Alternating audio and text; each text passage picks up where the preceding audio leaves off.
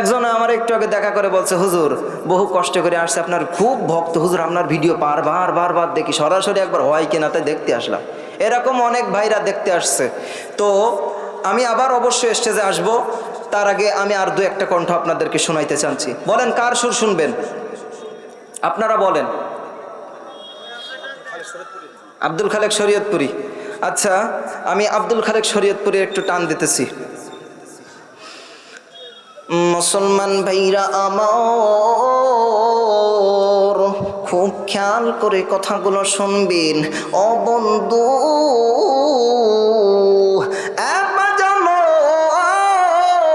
খুব খেয়াল করে কথাগুলো শুনবেন। ও আমার যুবক ভাইরা, যারা মাহফিলের ভিতরে এসে বসেছেন, আমি আপনার কাছে হাতে ধরে পায়ে ধরে বলতে চাই, বন্ধুরে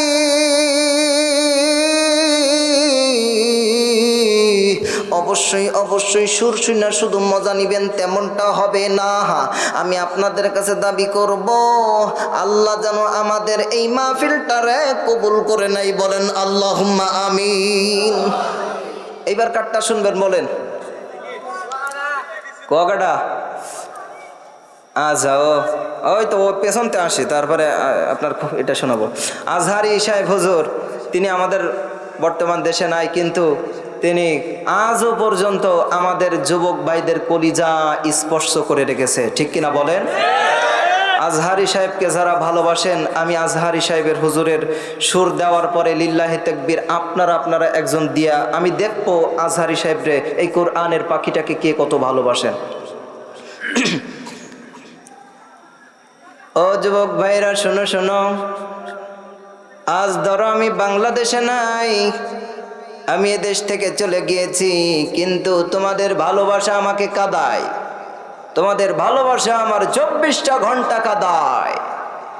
ও যুবক ভাইরা, আমি তোমাদেরকে বলতে চাই, তোমরা আমাকে যেমন ভালোবাসো, আমি তোমাদেরকেও কোরআনের জন্য তেমনটা ভালোবাসি।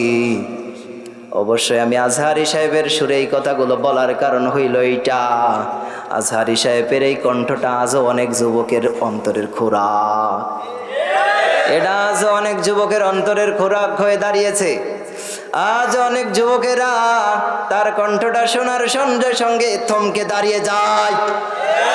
ও যুবক ভাইরা, এই জন্য আলেমদেরকে ভালোবাসতে হবে।